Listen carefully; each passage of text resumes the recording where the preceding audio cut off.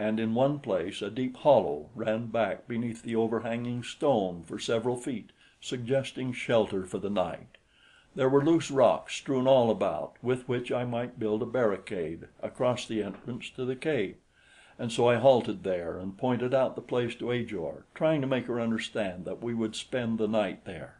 As soon as she grasped my meaning, she assented with the Caspakian equivalent of an affirmative nod, and then touching my rifle, motioned me to follow her to the river.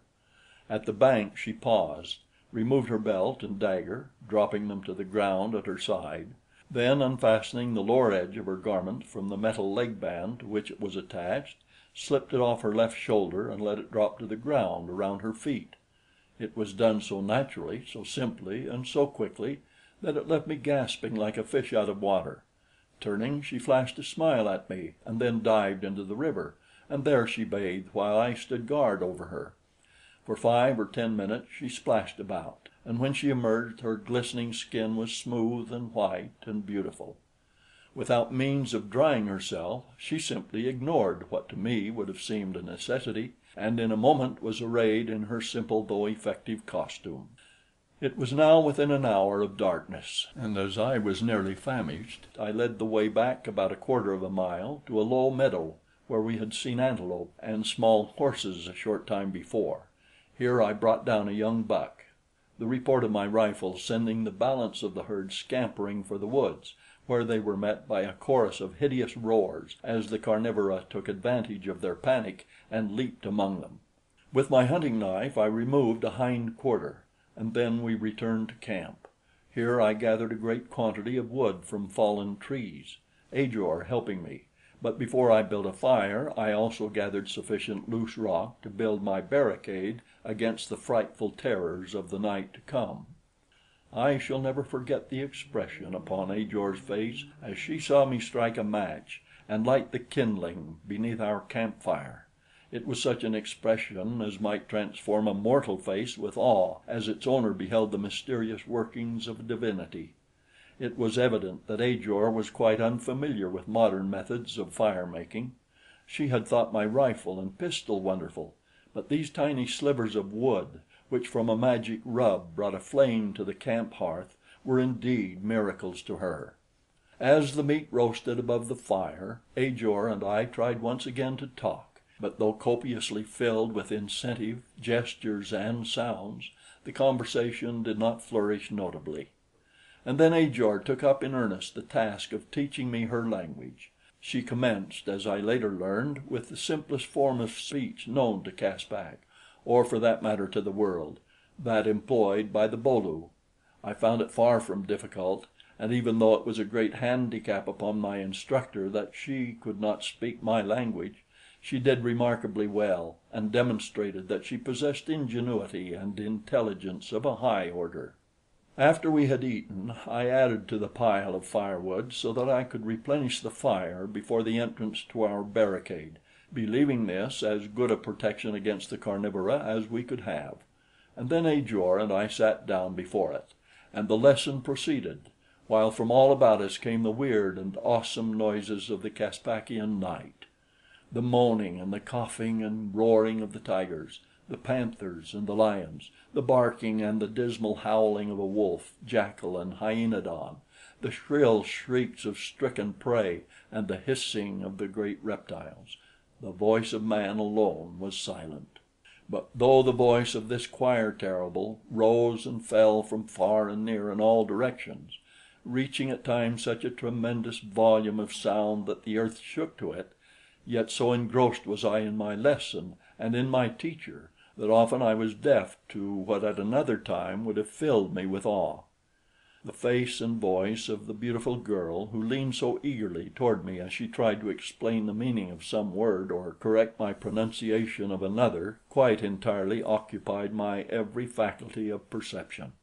The firelight shone upon her animated features and sparkling eyes. It accentuated the graceful motions of her gesturing arms and hands. It sparkled from her white teeth and from her golden ornaments, and glistened on the smooth firmness of her perfect skin. I am afraid that often I was more occupied with admiration of this beautiful animal than with a desire for knowledge. But be that as it may, I nevertheless learned much that evening, though part of what I learned had naught to do with any new language. Ajor seemed determined that I should speak Caspakian as quickly as possible, and I thought I saw in her desire a little of that all feminine trait which has come down through all the ages from the first lady of the world, curiosity. Ajor desired that I should speak her tongue in order that she might satisfy a curiosity concerning me that was filling her to a point where she was in danger of bursting. Of that I was positive. She was a regular little animated question mark. She bubbled over with interrogations which were never to be satisfied unless I learned to speak her tongue. Her eyes sparkled with excitement, her hand flew in expressive gestures, her little tongue raced with time, yet all to no avail. I could say man and tree and cliff and lion and a number of other words in perfect Caspakian, but such a vocabulary was only tantalizing. It did not lend itself well to a very general conversation, and the result was that Ajor would wax so wroth that she would clench her little fists and beat me on the breast as hard as ever she could, and then she would sink back laughing as the humor of the situation captured her. She was trying to teach me some verbs by going through the actions herself as she repeated the proper word. We were very much engrossed, so much so that we were giving no heed to what went on beyond our cave, when Ajor stopped very suddenly, crying, "Kazor!" Now she had been trying to teach me that Ju meant stop, so when she cried Kazor and at the same time stopped, I thought for a moment that this was part of my lesson. For the moment I forgot that Kazor means beware. I therefore repeated the word after her, but when I saw the expression in her eyes as they were directed past me and saw her point toward the entrance to the cave, I turned quickly to see a hideous face at the small aperture leading out into the night. It was the fierce and snarling countenance of a gigantic bear. I have hunted silvertips in the White Mountains of Arizona and thought them quite the largest and most formidable of big game, but from the appearance of the head of this awful creature, I judged that the largest grizzly I had ever seen would shrink by comparison to the dimensions of a Newfoundland dog. Our fire was just within the cave, the smoke rising through the apertures between the rocks that I had piled in such a way that they arched inward toward the cliff at the top. The opening by means of which we were to reach the outside was barricaded with a few large fragments which did not by any means close it entirely, but through the apertures thus left no large animal could gain ingress. I had depended most, however, upon our fire, feeling that none of the dangerous nocturnal beasts of prey would venture close to the flames.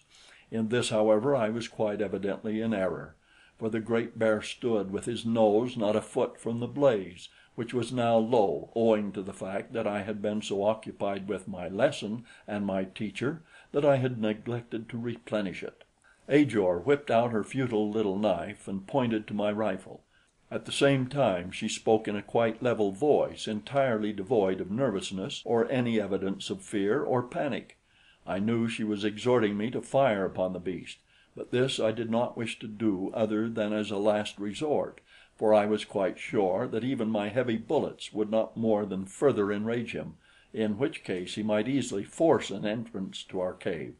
Instead of firing, I piled some more wood upon the fire, and as the smoke and blaze arose in the beast's face, it backed away, growling most frightfully.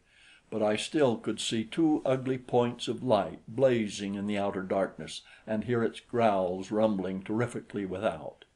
For some time the creature stood there watching the entrance to our frail sanctuary, while I racked my brains in futile endeavor to plan some method of defense or escape. I knew full well that should the bear make a determined effort to get at us, the rocks I had piled as a barrier would come tumbling down about his giant shoulders like a house of cards, and that he would walk directly in upon us. Ajor, having less knowledge of the effectiveness of firearms than I, and therefore greater confidence in them, entreated me to shoot the beast, but I knew that the chance that I could stop it with a single shot was most remote, while that I should but infuriate it was real and present. And so I waited for what seemed an eternity, watching those devilish points of fire glaring balefully at us, and listening to the ever increasing volume of those seismic